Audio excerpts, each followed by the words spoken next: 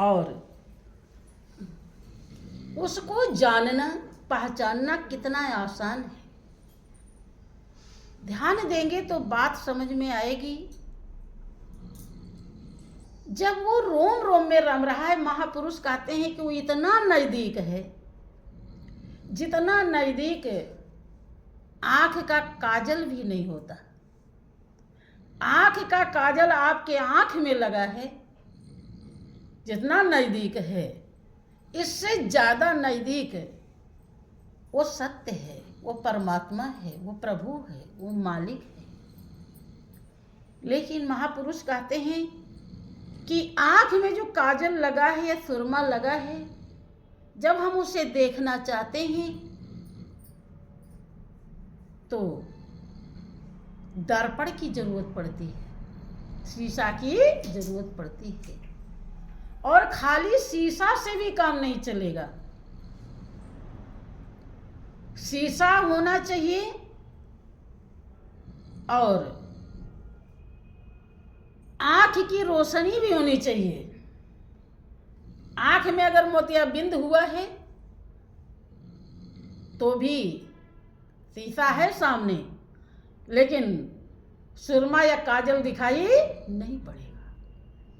आंख सही होनी चाहिए। और तीसरी बात, आंख भी सही है और शीशा भी है, लेकिन अंधेरा है तो दिखाई पड़ेगा नहीं, तो भी दिखाई नहीं पड़ेगा। उजाला होना चाहिए, समझ रहे हैं? आपके आंख में सुरमा या काजल लगा है, बहुत ही नजदीक है, आपके आंख ही में है। कहीं काशी, मथुरा, हरिद्वार, बनारस, गंगा सागर, रामेश्वर, वैष्णो देवी नहीं है, आंख में लगा है। लेकिन उसे देखने के लिए आपको 3 चीज चाहिए। बिना तीनों के आप नहीं देख पाएंगे। इससे भी ज्यादा नजदीक है वो परमपिता परमेश्वर, जो सर्वशक्तिमान है, जिसके बिना एक पत्ता नहीं हिलता। ध्यान रहे, उसे भी जानने के लिए आपके हृदय में सबसे पहले प्रबल जिज्ञासा होनी चाहिए। हम उस प्रभु को जानना चाहते हैं, पहचानना चाहते हैं, उसे पाना चाहते हैं। ऐसा भाव आपके हृदय में जागृत होना चाहिए। बहुत जिंदगी बीत जाती है, लोगों के अंदर ये गले के नीचे बात उतरती ही नहीं। कितना कथा, भागवत, सत्संग, भजन सब सुन लेते, क्यों? क्योंकि भगवान राम कहते हैं कि पुण्य पुंज बिन मिले न संता, सतसंगत संसृत करे अंता। जब तक पुण्य का ढेर, बहुत ज्यादा मात्रा में पुण्य इकट्ठा नहीं हो जाता, तब तक संत मिलते नहीं। अर्थात उन्हें देख लेना मिलना नहीं है, उनके विचार में आपके विचार मिल जाए, यह है मिलना। तब आपको लाभ मिलेगा, वरना देखने से लाभ नहीं मिलता। कह रहे हैं कि जब तक पुण्य इकट्ठा नहीं हो जाएगा बहुत ज्यादा, तब तक संत नहीं मिलेंगे। बता रहे, पुण्य इकट्ठा होने के बाद संत मिलते हैं, और जब संत मिलते हैं तब सत्य की पहचान करा देते हैं। और जब सत्य की पहचान हो जाती है तो मनुष्य प्राणी उस सत्य में लगकर भक्ति करता है। और भक्ति करता तो संसृत माने होता आवागमन, जन्म मरण के चक्कर से मुक्त हो जाता है। मुक्ति के लिए और दूसरा कोई साधन किसी शास्त्र में ऐसा बताया ही नहीं गया। उसे जानने के लिए प्रबल जिज्ञासा। और दूसरी बात, किस टेक्निक से, किस फार्मूले से, किस रास्ते से, किस पौड़ी से वो नजर आएगा, वो टेक्निक चाहिए, वो फार्मूला चाहिए, वो रास्ता चाहिए। भी कहीं चले जाइए, कोई 5 नाम बताता है, कोई 10 नाम बताता है, कोई हवन यज्ञ बता देता है, कोई ऐसे पूजा पाठ पर कोई कंठी माला दे देता है, कोई मंत्र दे देता है। ऐसे से नहीं काम चलेगा। आप सुनते रहते हैं कि गुरु गोविंद दो खड़े काके लागो पाए, और बलिहारी गुरु आपने जिन गोविंद दियो बताए। वही गुरु होता है जो गोविंद को दर्शा दे, गोविंद को बता दे। वैसे तो तमाम गुरु हैं, माता पिता भी गुरु हैं, सांसारिक विद्या पढ़ाने वाले भी गुरु हैं, कुछ सिखा दिया कोई किसी ने, वो भी गुरु है। लेकिन आत्मा की संतुष्टि, आत्मा का उद्धार परमात्मा से होता है। परमात्मा को दर्शाने वाला ही सतगुरु कहलाता है, सच्चा गुरु कहलाता है। तो वो टेक्निक चाहिए, सच्चे गुरु के पास वो टेक्निक होता है, पल भर में ही वो सच्चाई को दर्शा देते हैं। और तीसरी बात, दर्शाने वाला होना चाहिए, नहीं टेक्निक मिलेगी कहाँ से? भाई नाव में बैठ जाइए, खेने वाला न हो तो भी बैठे रहेंगे, लेकिन आप पहुँचे कहीं नहीं पाएंगे। तो और जब उसकी पहचान हो जाती है तो भाइयों बहनों, उसको ध्यान लगाने के लिए बहुत ज़्यादा समय की ज़रूरत नहीं होती है। आप कहीं तीर्थ जा रहे हैं तो उस तीर्थ में जाने के लिए भी आपको 2-4 दिन का टाइम चाहिए, 2-4 हज़ार रुपये भी चाहिए। कहीं बड़े ज़्यादा दूर जा रहे हैं तो 10 हज़ार चाहिए, जिसके जितना औकात रहती है ले लेते हैं। लेकिन ध्यान रहे, उस तीर्थ में आप कहीं भी जाते हैं तो या तो जल होता है तीर्थ में, और या तो मूर्ति होती है, स्थान होता है। इसके अलावा कुछ भी नहीं होता है, और उसे आप देख कर आ जाते हैं और देखने भी नहीं देते लोग। वह पुलिस और लोगों की ऐसी ड्यूटी लगी रहती है कि आपको जरा देर खड़ा भी नहीं होने देते। आप काफ़ी पैसा लगा के गए हैं, समय देकर गए हैं, लेकिन सही से देख भी नहीं पाते हैं और आ जाते हैं। इससे आपके अंदर का कोई भी सुधार नहीं होता, कभी भी मेरा तेरा कभी खत्म नहीं होता। लेकिन सच्चा तीर्थ जो वास्तव में पावन है, निर्दोष है, निर्विकार है, निर्लिप्त है, निष्पाप है, वो आपके रोम रोम में रम रहा है, उसको सतगुरु टेक्निक, फार्मूले, रास्ते द्वारा दर्शा देते हैं। उस तीर्थ को जब आप जान जाते हैं और उसमें जब डुबकी लगाते हैं, तब आपका जन्म जन्मांतर का दोष विकार पाप खत्म हो जाता है, और वो बार बार जाया जाता उस तीर्थ में। हरदम हर पल आप उसी तीर्थ में रह सकते हैं, क्योंकि वो तीर्थ कहीं दूर नहीं है। महापुरुष कहते हैं कि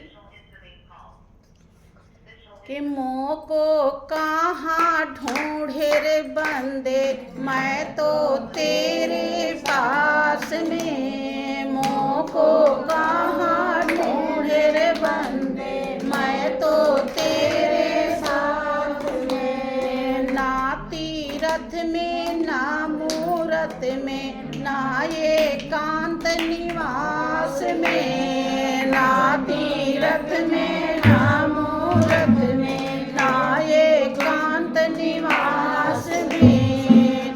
मोको कहाँ ढूंढे रे बंदे, मैं तो तेरे पास में। मोको कहाँ ढूंढे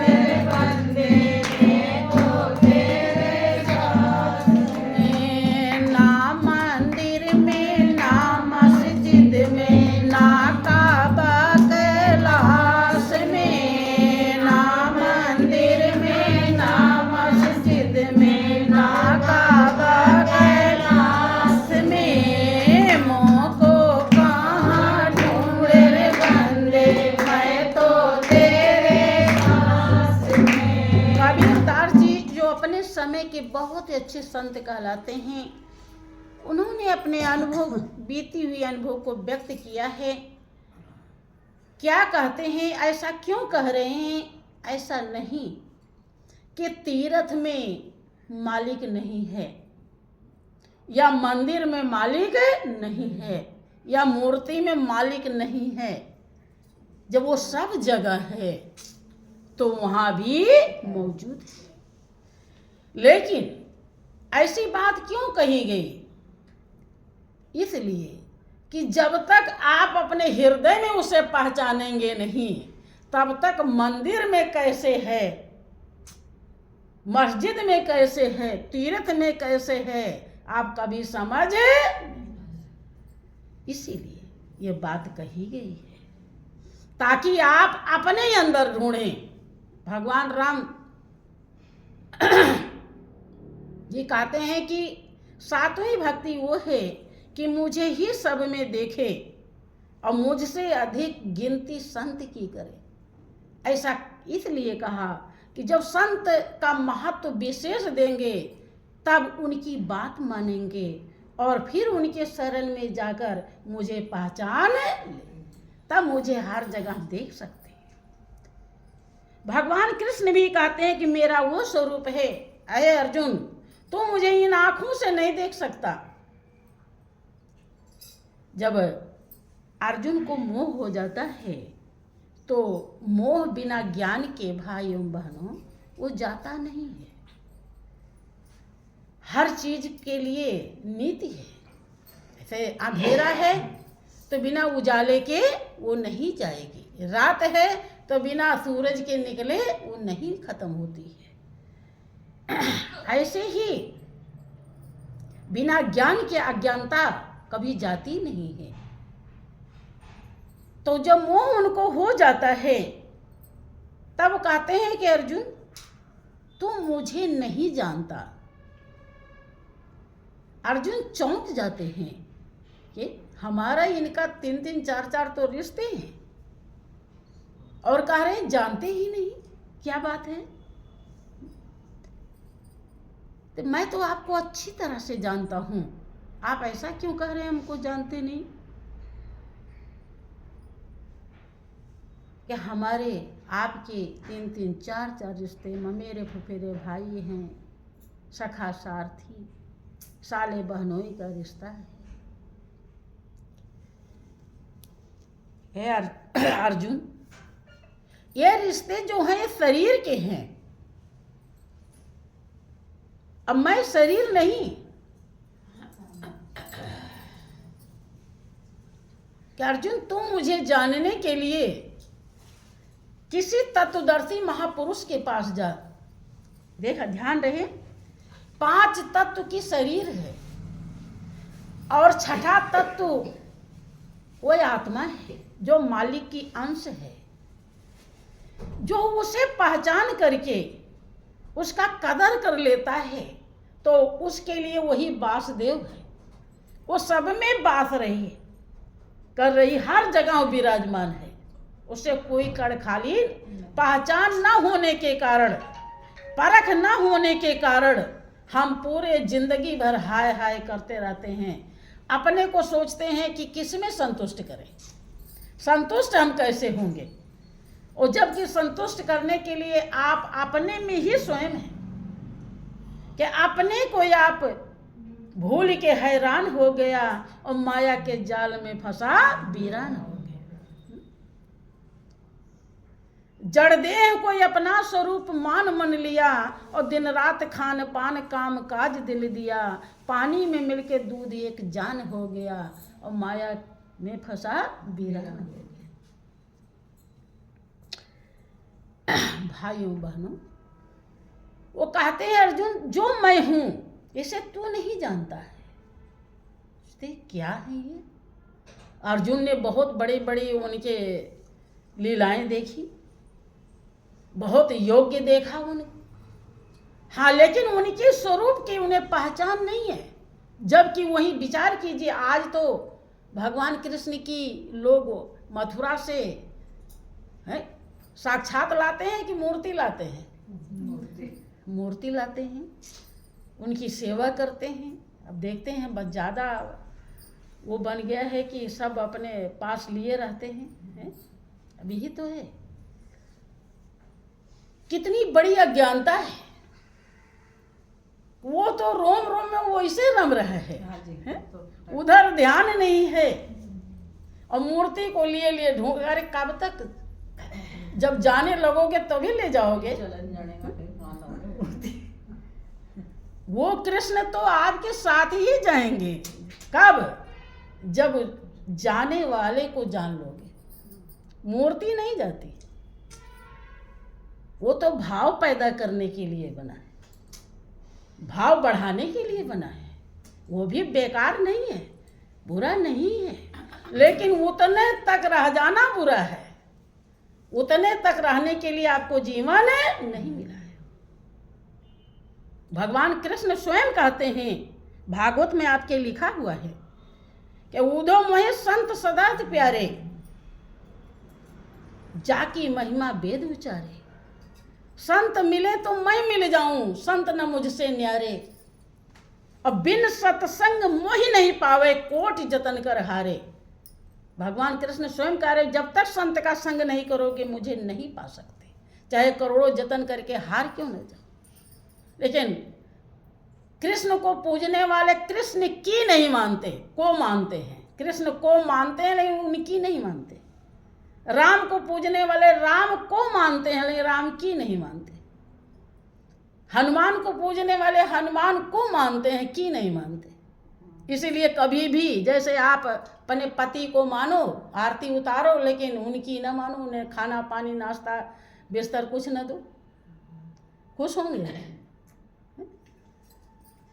जो भगवान ने रास्ता बताया है उस पर आप चलेंगे तब वो मिलेंगे। ऐसा मत समझना कि मिलते नहीं हैं। अगर है या तो हो ही ना, और है तो वो जरूर मिलेगा। कि वो है सब जगह पर नजर आता नहीं, और योग साधन के बिना उसे कोई पाता नहीं। तो भगवान कृष्ण अर्जुन से कहते हैं कि तू मुझे नहीं जानता। वो कहते हैं अब मैं कैसे जानूं? कि मुझे जानने के लिए तू किसी तत्वदर्शी महापुरुष के पास जा और दंडोत प्रणाम कर। ये नहीं कि उन्हें देख करके तुम और आग बबूला हो जाओ। बहुत लोग संत को देख करके बड़े क्रोध में हो जाते हैं, तो उससे नहीं कुछ फायदा मिलेगा। संत का जो सच्चाई है, खजाना है, वो प्रेम से ही मिलता है। इसीलिए आप आरती में गाते हो, श्रद्धा भक्ति बढ़ाओ संतन की, श्रद्धा और भक्ति से, ये भी नहीं क्रोध से। क्रोध से कुछ करोगे तो भी कोई लाभ मिलने वाला नहीं।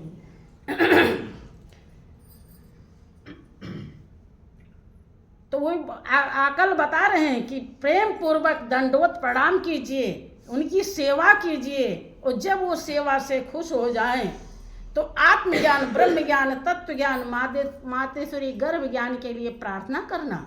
और जब वो महापुरुष ज्ञान दे देंगे तब तुम मेरे ईश्वरीय स्वरूप को पहचान जाए। कहने लगे कि युद्ध का समय है, कहाँ मैं जाऊं संत को ढूंढने। अगर चला गया तो लोग यही कहेंगे कि डर के मारे भाग गया, हार गया। आप ही अपने स्वरूप को मुझे दर्शाइए। अर्जुन की बुद्धि काम करती है। तब कृष्ण कहते हैं कि ना तुम मांसक से दृष्टि निर्णय सो चक्षुषा दिव्यम ददाम ते चक्षु पश्च में योग में श्रम। तो मुझे इन प्राकृतिक चर्म चक्षुओं से, मायावी आंखों से नहीं देख सकता। मैं दिव्य हूँ, मुझे देखने के लिए आंख भी दिव्य है, अनोखी है। अब मैं वो आंख तेरी खोल देता हूँ। जब खोलते हैं तब उन्हें विराट स्वरूप का, विराट का मतलब होता है जो सब जगह विराजमान मौजूद हो, सर्वशक्तिमान, उसे कहते विराट। अर्थात जिससे सब कुछ बना है, इसलिए उसमें सबकी मूर्ति बना दी गई है। लोग कहते हैं ये विराट स्वरूप है। तब उन्हें दर्शन होता है और वो बताते हैं कि मेरा जो स्वरूप है ज्योतिषामप तत् ज्योतिष तमसा प्रमुचते ज्ञानम ज्ञान गम्यम हृदय सर्वस्व स्थितम। कह रहे मेरा जो स्वरूप है वो ज्योतियों का ज्योति है, इसीलिए आप लोग जब पूजा करते हो तो ज्योति जलाते हो, क्योंकि परमात्मा रोम रोम में कण कण में ज्योति रूप में विराजमान है। हाँ, वही कुछ भी बन जाता है समय पे, वही निकल जाती है तो कोई देख भी नहीं पाता, सबके अंदर से वही निकल जाती है। वही ताकत है, वही शक्ति है, वही जब तक है तब आप कुछ भी कर ले रहे हो, वही जैसे नहीं रहेगा कुछ नहीं कर पाओगे, न हिलोगे न डुलोगे न कुछ भी नहीं। लेकिन कह रहे हैं कि मैं सब जगह विराजमान हूं, कि हृदय में विशेष रूप से कहाँ हूं, हृदय में। कि हृदय में जो जान लेता है वही सब जगह पहचान लेता है। श्री सच्चिदानंद